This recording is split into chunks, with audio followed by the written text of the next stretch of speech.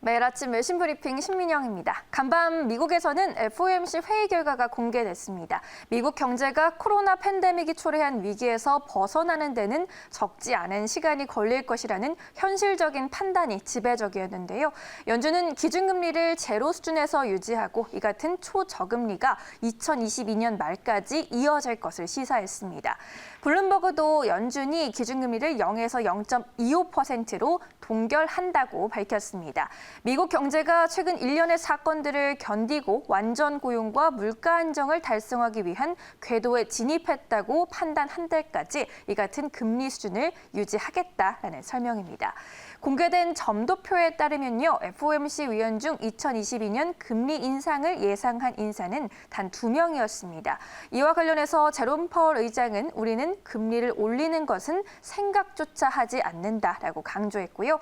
또 연준은 양적 완화를 계속 진행하겠다라는 입장도 밝혔습니다.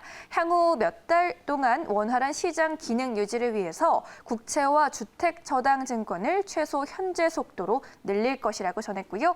제롬 파월 의장도 경제가 회복세에 진입할 때까지 국채 등 자산 매입을 지속할 것이라고 강조했습니다.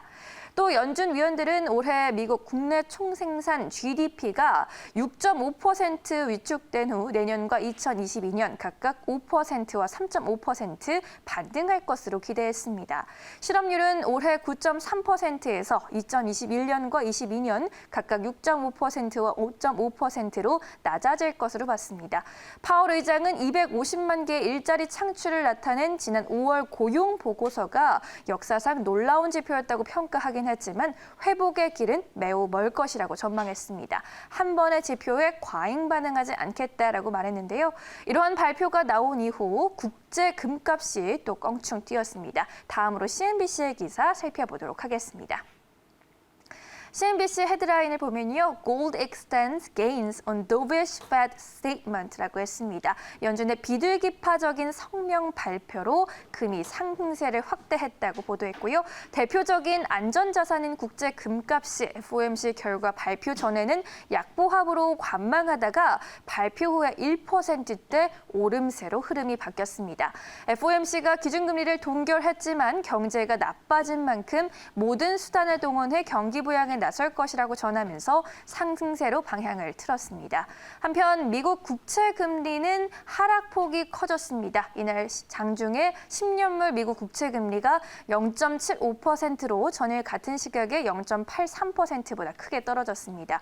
FOMC 발표 전에는 0.77% 수준이었는데 발표 이후 하락폭이 더 커지는 모습 포착됐습니다. 2년물 국채 금리 역시 결과 발표 후에 더 낮아졌습니다.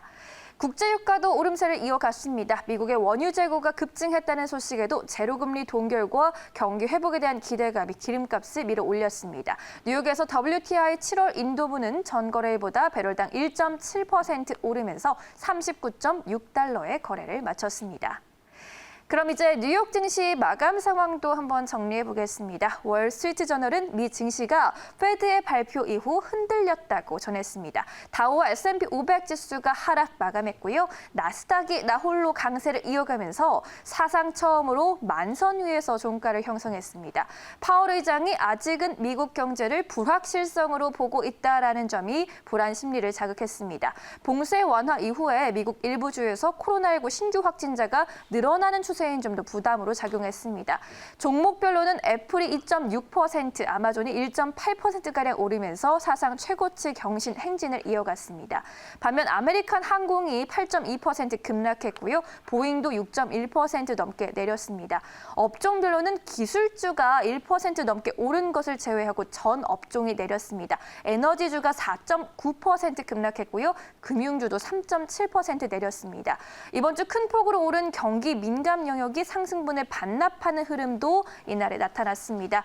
이 같은 뉴욕 증시의 반응, 오늘 코스피와 코스닥 그리고 원달러 환율에 미칠 영향이 주목되고 있습니다. 지금까지 외신 브리핑 2부 전해드렸습니다.